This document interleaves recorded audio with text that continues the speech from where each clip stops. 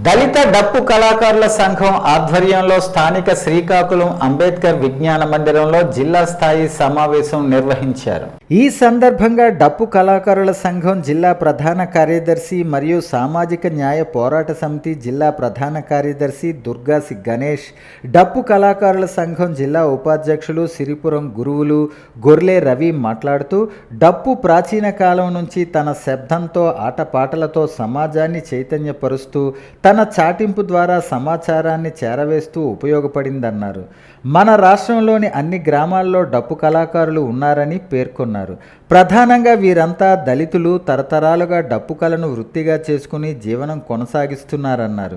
కేవలం వినోదానికే పరిమితం కాకుండా పుట్టుక చావుల నుంచి మనిషి జీవన గమనంలో పెనవేసుకుని ఉందని, ప్రభుత్వ పథకాలు, రాజకీయ నాయకుల సభలు విజయవంతం కావాలంటే డప్పు కళాకారుల డప్పు మోగాల్సిందే అన్నారు.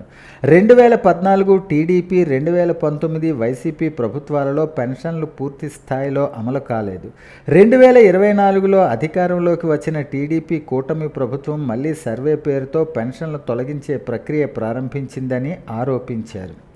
ఈ నేపథ్యంలో అర్హులైన వారందరికీ పెన్షన్లు యథావిధిగా కొనసాగించాలని, కొత్త పెన్షన్లు ఇవ్వాలని, అందరి కళాకారులకు ఇచ్చినట్టే 7,000 పెన్షన్ ఇవ్వాలని, పెన్షన్ వయస్సుని తగ్గించాలని, ఐడెంటిటీ కార్డులు ఇవ్వాలని డిమాండ్ చేశారు.